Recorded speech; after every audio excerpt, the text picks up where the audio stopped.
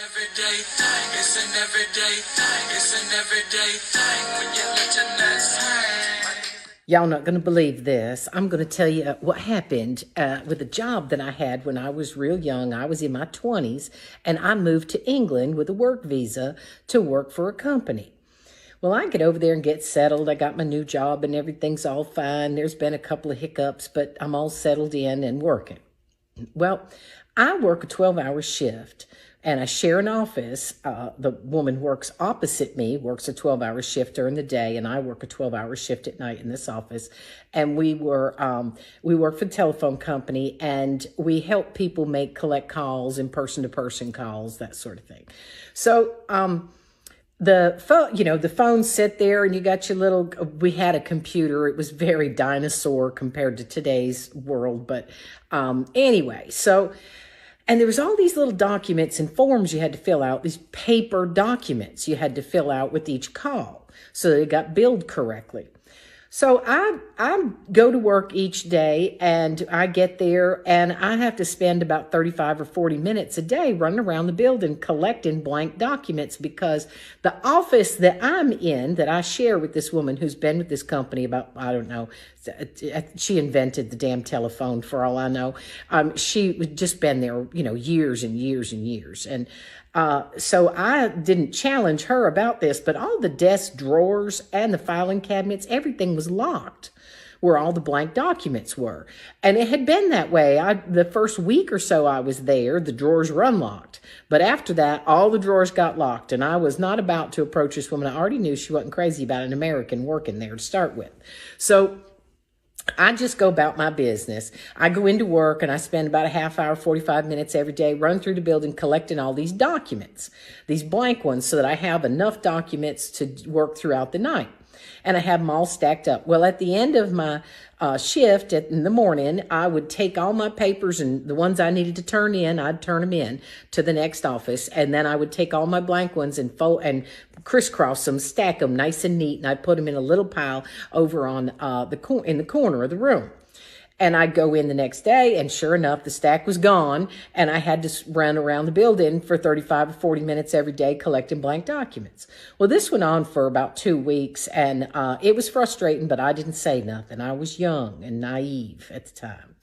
Well, I wasn't that naive, you know what I mean? Because when you figure out what I did about it. Anyway, so about 2 weeks into this, my supervisor calls me into the office and tells me that I am getting written up. Now, I want you to keep in mind that I have this job through a work visa. I am out of the country. I am on my own.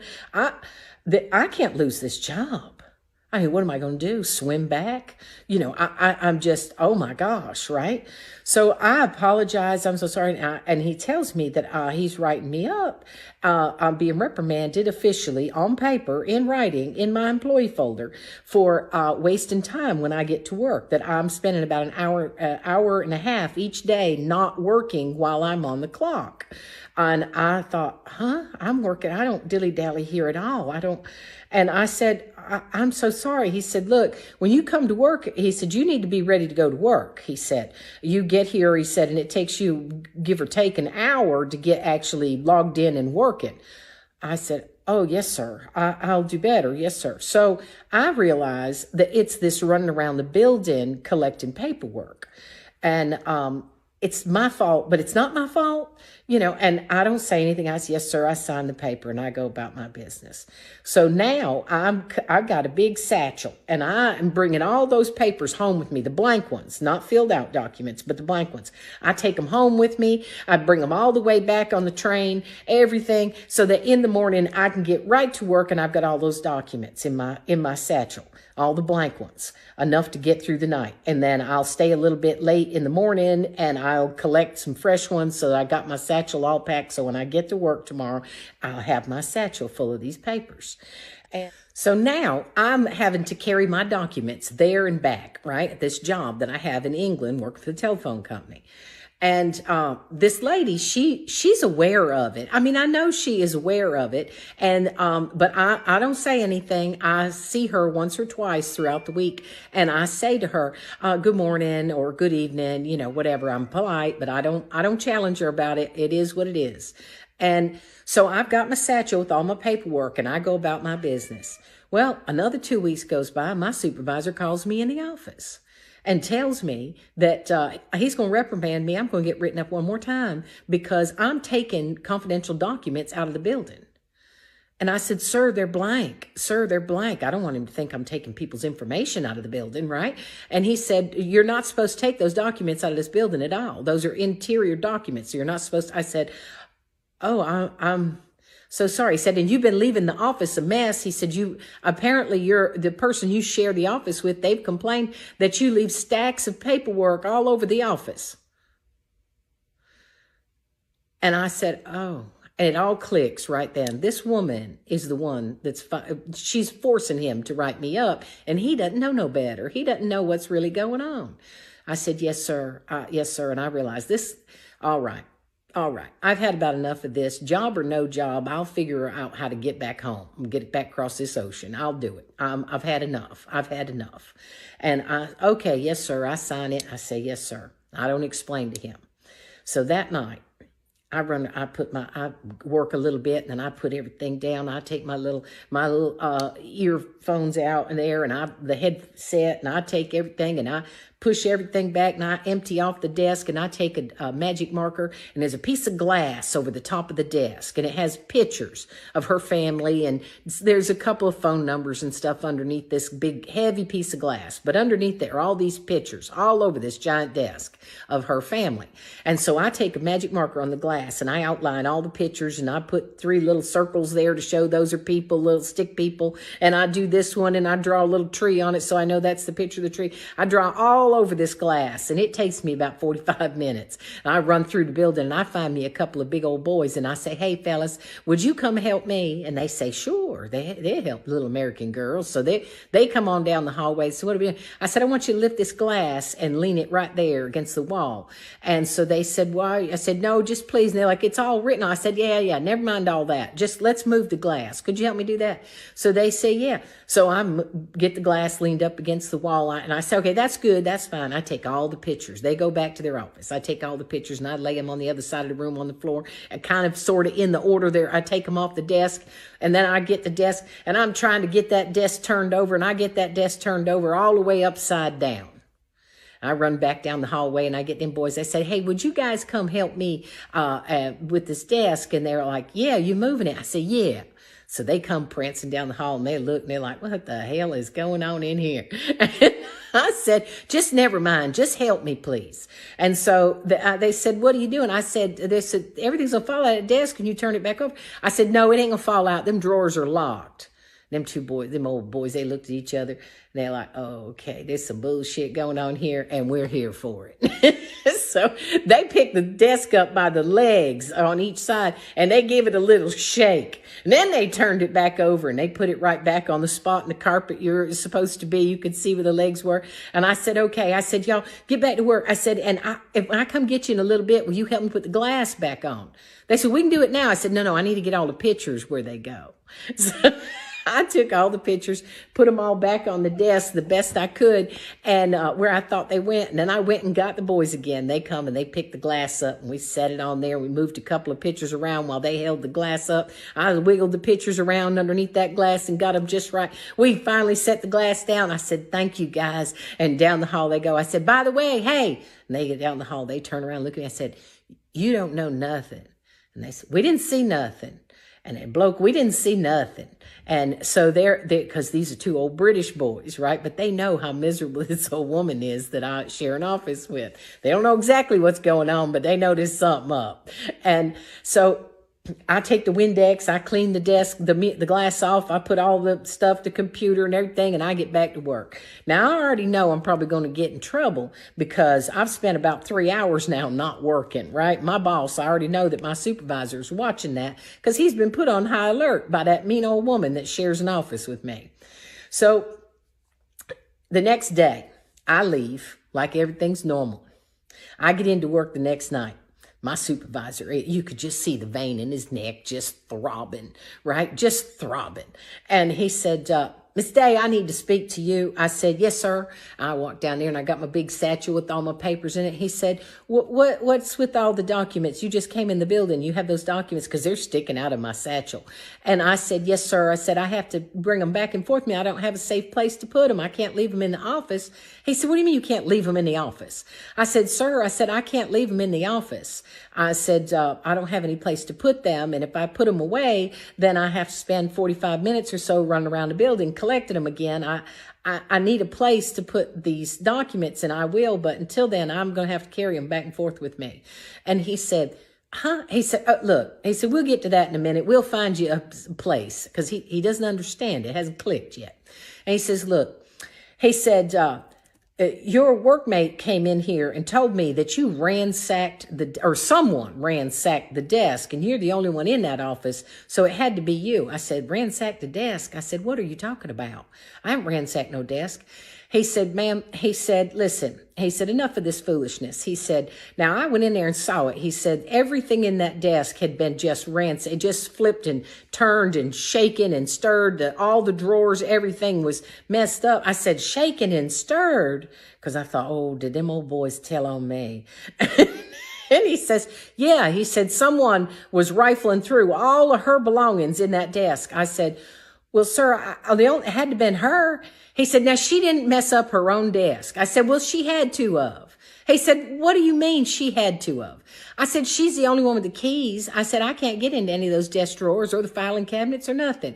I said, so if anyone messed up stuff inside that desk, it had to be her because she's the only one with the keys. He stopped and he looked around a minute. He said, you don't have keys to that desk? I said, no. He said, that desk locks. I said, yes, sir, all the drawers lock. And he said, and you don't have a set of keys? I said, no. And he looked down at my satchel. It was sitting on the floor beside my chair. And he said, is that why you take your papers back and forth home? I said, yes, because I got no place to put them. He said, why don't you leave them in the office? I said, I did that, sir. I said, don't you remember you wrote me up for making messes in the office because I was leaving them stacked up in the corner? He said, I see. He said, Miss Day, you go on back to work. He said, I'll take care of this. So I never said nothing. A couple of days later, we had a brand new desk. It didn't have any drawers in it at all. And we had some open shelves in the office. So all new furniture. So I walk in, of course, I know exactly what's happened. But I walk in and she's still there, which rarely happens. But she was still there when I got there that day that new furniture had showed up. And I said, oh, look at that. We got all this beautiful new modern furniture. I said, it's so lovely that they look after us like that. And I put my satchel down and I went on to the bathroom, give her a chance to leave without ever answering or speaking to me. When I got back, she was gone. So I go to work, act like nothing's happened. About another month goes by, and I was called into the office and told that I was going to be given a promotion, that it was on a trial basis and this and that I would be taking the place. I would be filling the shoes of the man who had been writing me up, and that he had gotten a promotion and he had recommended me for the person to fulfill his job duty in order for him to get a promotion. But it was on a trial basis. I'd have to do a very good job. And I said, oh, yes, I will. I appreciate the opportunity. So I did that job for about 3 months. And then finally, after about 3 months, I felt pretty secure in my position. And that is when I had to change the schedule around. And that lady that had been there forever, that I at one time had shared an office with, we needed her on the night shift. So I had put her on the night shift. And before I put her on the night shift, I made a big to-do about how she has been such a leader in this company and how she has the experience to be able to train and help so many people, and that her guidance has helped so many new employees and employees whose careers have skyrocketed here because of their initial training and encouragement by her, and that her skills and talent were so needed on the night shift. So she was put on the night shift. So she had protested up and down about her not wanting to work the night shift. She did not like me being her boss. And I was always extra professional, extra polite with her, just because I knew. I knew I'd done that out of just being rotten. But I didn't do anything else. You know, I did everything to be supportive of everybody's work. Well, a few months later after that, I had been offered another promotion, and this promotion would require a bit of travel throughout Europe. And I had taken that promotion. And at one point, about 6 months into that new job, I crossed paths with my old boss, the man who'd been writing me up. And he and I were working together on a 3-day project in another country. And one afternoon we stopped and we had lunch together. And we talked, and I said to him, you know, I never did have a chance to really thank you and tell you how much I appreciate the recommendation that you gave me for my first promotion. He said, I've been following along and giving you recommendations each time there was an opening for a new promotion. I said, I appreciate it very much. I said, and I'm very grateful. And he said, well, he said, you know, he said, when we worked back in that main office there in London, he said, I'd never seen a young person, and because I was quite young back then, he said, I've never seen a young person in all my years. He said, just kind of take it on the chin the way you had. He said, you just tolerating that and finding a solution of your own and not complaining and not making a ruckus. And, you know, he said, because most young people, they jump up and down, want to scream about their rights and what they're entitled to and what they're not willing to do. And he said, you never did complain. He said, and I always felt bad about writing you up. He said, when I realized that it really wasn't you. I said, well, I appreciate that. I said, but here we are now, and I'm doing fantastic. It's all worked out. He said, I got one good question for you. I said, okay. He said, I've always wanted to know. He said, how'd you mess that desk up? I said, well, sir, you know I never had keys to that desk, so I didn't mess that desk up. I didn't get in those drawers. He said, did you pick the locks? I said, no, I didn't. He said, well, tell me, how did you mess that desk up? And I started laughing, and I told him, I said, I turned it upside down and shook it. And so he started laughing. He said, that's pretty good. We had our lunch, and after we getting ready to go, he said, you're not big enough to pick that desk up all by yourself. He said, you had help. I said, oh, no, sir. Nobody in the office else took any part in that. And he said, I like how you know how to keep your mouth shut. So the moral of the story is sometimes if you just give enough people enough rope, they'll hang themselves. But in this case, I gave her enough rope and she flipped her own desk. And so I want y'all to have a good evening. And remember, if you're having problems at work, just let them work themselves out. They will. They will. What it do, everyday people, man? It's your boy PJ. Today we back with another lit video. Back in the confessional. Yes, we staying lit, big dog. Yeah, man. Listen.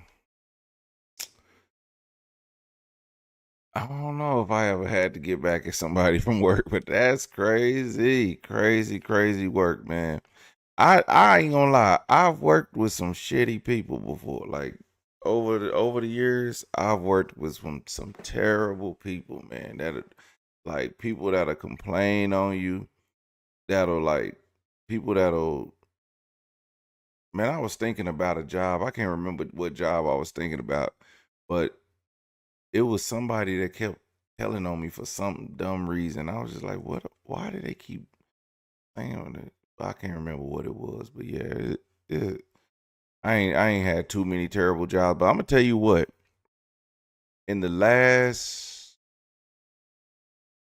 man, I can't tell you how many jobs I done had, but I ain't never been rolled up in a long time. Knock on wood. I don't get rolled up. I don't be doing no dumb shit. Like I go in, I mind my business, I stay to my black ass self, and I do my job, and I go home. Any other thing, I'm not arguing with nobody. I'm not fussing with nobody. I'm not trying to change no rules. I'm not trying to give my opinion.